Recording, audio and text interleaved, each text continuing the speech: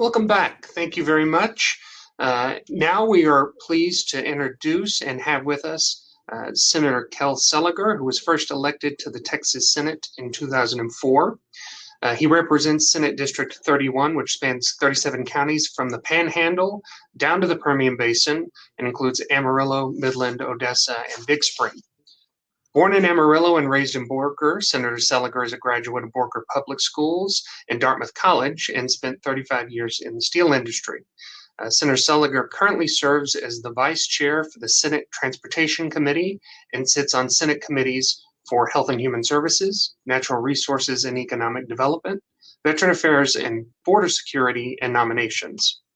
Prior to his election to the Senate, Seliger served 4 terms as mayor of Amarillo and member of the Amarillo City Commission and Amarillo Civil Service Commission. He and his wife Nancy reside in Amarillo and have 2 sons, Jonathan and Matthew. Senator Seliger, thank you for being with us virtually this year. I'm going to turn the floor over to you and give you an opportunity to provide your view of our current legislative session and your priorities as you work for this district. Thank you, Sean. It's nice to be with you today, and I wish I could be in Midland. I was Saturday, but it's good to be with you now to talk about all the things that are going on in the district. And there's a lot of them, and a lot of them are of interest to the Permian Basin. I think the thing that most of my mail texts recently had to do with the unaccompanied and undocumented minors detainment facility in Midland, and everything as of this morning is going okay there. My exceptions when you heard that when I came to Midland was they kind of did it in the dead of night, almost trying very, very hard to see not to know about it. The Sunday night that the kids got there, Sunday or just over a week ago, I was on a call with the sheriff and the county judge that Sunday afternoon, and the first kids were supposed to arrive that evening. Why not let us know? It's not like we weren't going to find out. And the security was not proper. There wasn't a security fence up. The wastewater system had not been tested and permitted. The freshwater system had not been tested or permitted, and it was used for showering and cooking, which you cannot do. Bottled water was used. And so TCEQ came in and has done their inspections. The county environmental people came in, checked wastewater. The Federal Protective Service was there as a law enforcement agency, and I think a good one. There were 3 people there from CDC, one from Washington, one from Atlanta, one from Mexico City, the Red Cross, and a lot of people. The question now is, when are we going to have those people, how long we're going to have them, and how long are the kids going to stay? How long is the CDC going to be on site? There were 3 physicians at the time. How long is it going to be the Federal Protection Service or some private security? And is the level of or quality of operation going to suffer? And I don't believe that it should be allowed to. So I'm going to stay in touch. I wrote a letter to the Attorney General to seek an injunction to stop these relocations until local communities are advised.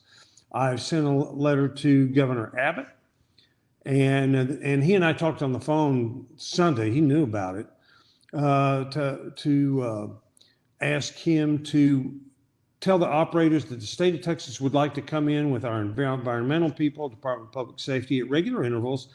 Just make sure this is safe. There are right now 400 children there, and keeping the safety of adolescent children takes a lot of monitoring. I am right now investigating the proper way to find out how many more of these facilities are going to put in the state of Texas. Not that the state of Texas can necessarily stop the federal government contracting with a private company, but the communities in the state ought to know where they are and just what they're doing. The conditions in the Midland facility are a lot better than they are in the Dallas Civic Center, but we need to make sure that they maintain that sort of quality. I currently have filed about 60 bills, and we have already passed ones that have to do with rural broadband, which is a great deal of concern to all of us in West Texas. And the Natural Resources Committee, I just walked out of a hearing where we're hearing talking about the low-level waste facility in Andrews. I have a bill, Senate Bill 231, which requires county election officers to take mandatory election training. It is passed out of committee and is eligible for a vote on the Senate floor and reflects back on the problems during the summer of the election in Midland County.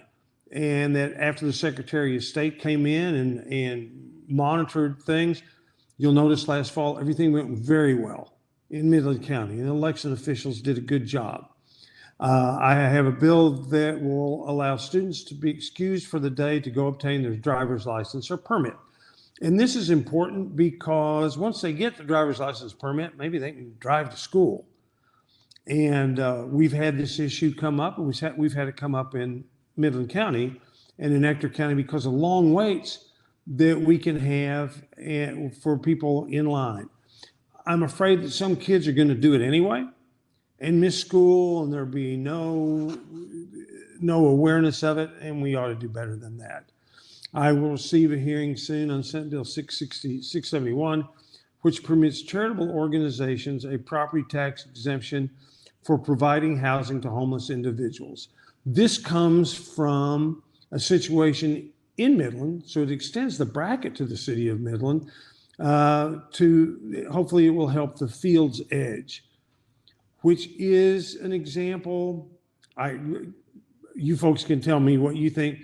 The way that housing for the homeless probably ought to be done in the state of Texas. Certainly great improvement over what goes on in Austin, where apparently just wherever you want to pitch a tent is fine. There are lots of issues. There will be more issues. I talk primarily to people in public education and higher education all the time.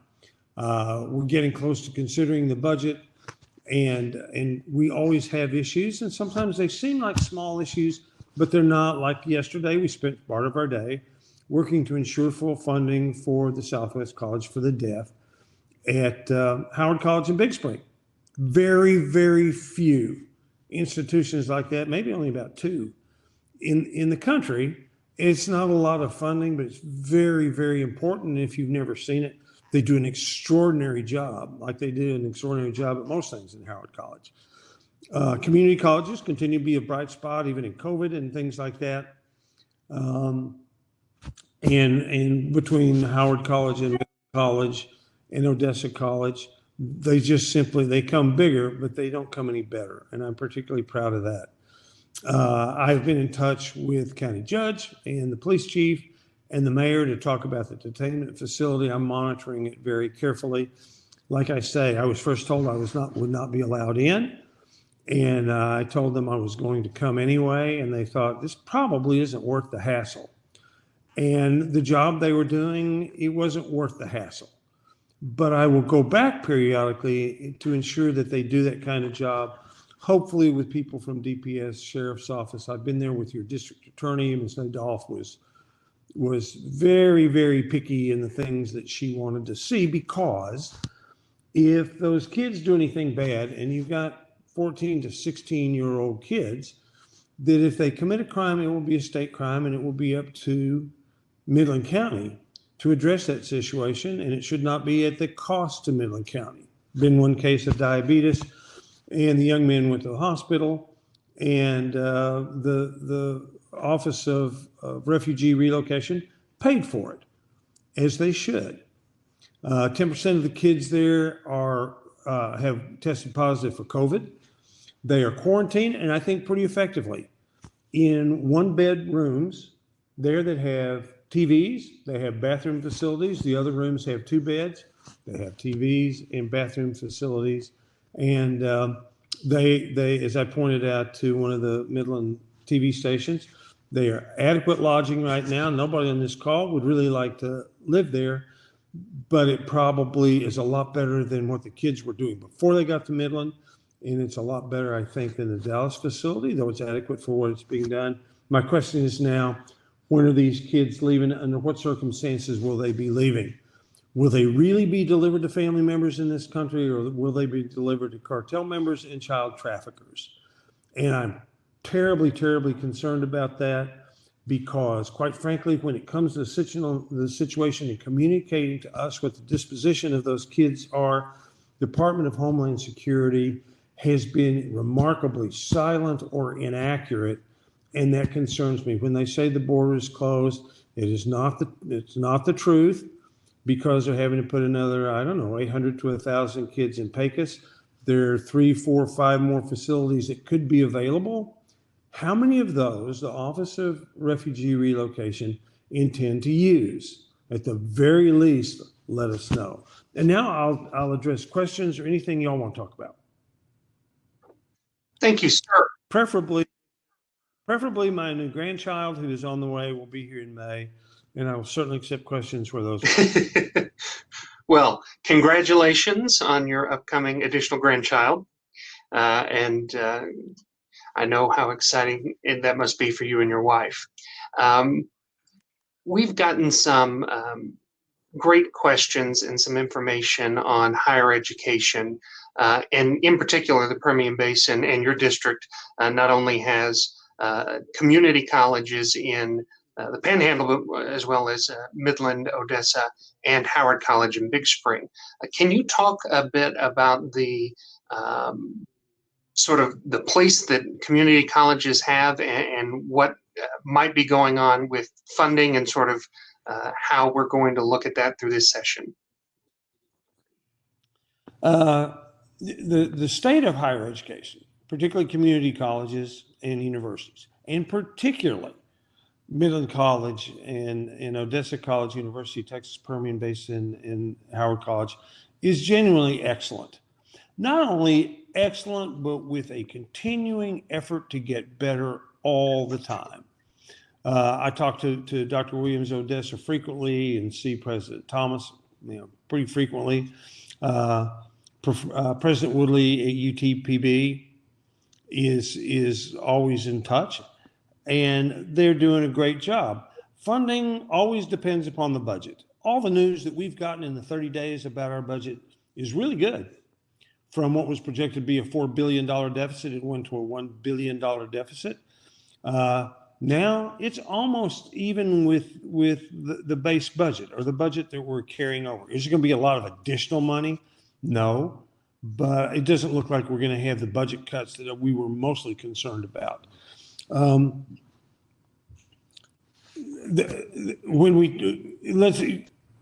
president of West Texas A&M, when he goes to cities and schools, he's been to every high school up in the Panhandle and South Plains, he tells people, if you've got to borrow money to come to West Texas A&M, don't come. Go to community college first. We have so many great ones. Then come to West Texas A&M. And I would say that the same thing about University of Texas Permian Basin. You will pay a fraction of what you would normally pay to get an education. But students who want to go to college need to explore all the options, and they are numerous. You can start Odessa College and take your first semester of classes for nothing. Absolutely nothing. It's one of the best test drives in America. And see what you think. And what you will find are excellent facilities and great instruction, and you'll pay a fraction of what anybody else in the country pays. And so I'm very excited about higher education, and generally there are really good things going on. I'm trying to get some more money in higher education. But the key about higher education is the quality of higher education has to do with the people who run it. And the leadership, particularly in the Permian Basin, is extraordinary. And I'm particularly proud of that. And the ability to try and help Dr. Williams and Dr. Sparks and Dr. Woodley, Dr. Thomas, is a really great opportunity. One of the things that we spoke of with Representatives Landgraf and Craddock earlier today was the effect that COVID has had sort of in changing what the legislative session might look like. We got a question related to COVID, but this time, is there anything in the works, or is there any legislation related to COVID and higher education, and how might have an effect. We're in close touch with the people in higher education to ask them when they can get back to full in-person instruction, which is where they all want to go, what it will take to do it, how they intend to set their procedures based upon CDC guidelines, which I think that all institutions ought to follow, including the state capitol, and seeing what they're doing and what they've done. This is not a higher education issue, but in Plains ISD in Yoakum County, after spring break, no positive tests at all. And it goes to show where we're going. In Midland and Odessa, the distribution of vaccine has been going very well. Lubbock too, parenthetically. And so I personally, rather than dictate to higher ed, I want to know how our higher ed wants to proceed. I can speak for the president of those institutions. One, they want young people back in class to deliver education most effective way that they can, and they do not want their kids to get infected and sick. Thank you. We've got a few questions today on questions of gun control, and I know that it is a priority for the Biden administration, and there's legislation at the federal level as it relates to certain measures.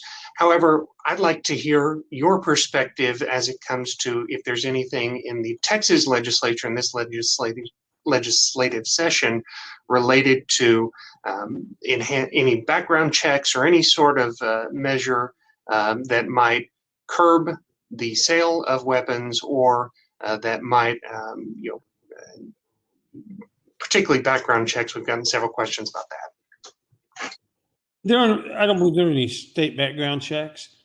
In a way, I view them somewhat more benignly because all of the firearms I've got, and I've got a lot of them, and got another one recently, are I had to do all the paperwork, and so the background check that was done on me a long time ago has been done. That background check is not going to open a door, I don't believe, to anybody violating my Second Amendment rights. And there's lots and lots of bills. There are always gun bills because particularly those of us who are Republicans want to go home and say, I have this great gun bill. And I've had some great gun bills. I've had so many great gun bills that I really couldn't think of anything to improve them now except leave people alone. But there's a fundamental question that everybody has to answer. And with all the rhetoric coming from Washington right now, you take this horrible shooting at the super drug store up in Colorado. A 21-year-old bought a gun and 2 days later went there and shot all those people. It's a tragic, horrible thing. But what is anybody talking about in the way of legislation restrictions that would have stopped that? What could be passed that will stop the next mass shooting from happening because it is going to happen? Look at the experience in Odessa. What would have been in law that would have kept that from happening in light of the fact that we have and will have our Second Amendment rights? Thank you very much for your insight there.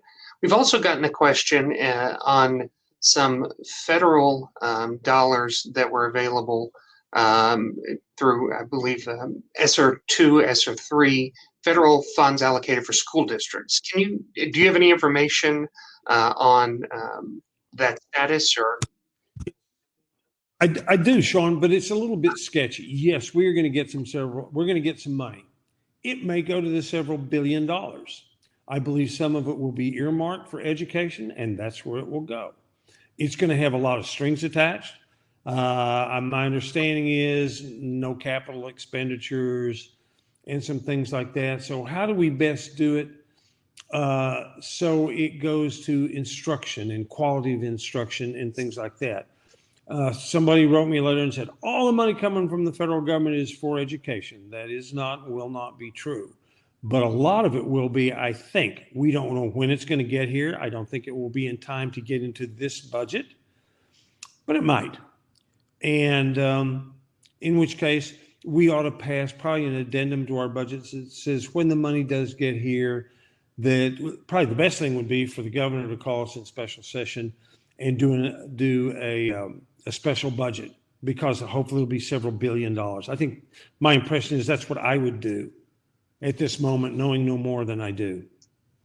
Well, Senator, thank you very much for your time today, for your update, and for your diligent work on behalf of our district in the Texas Senate.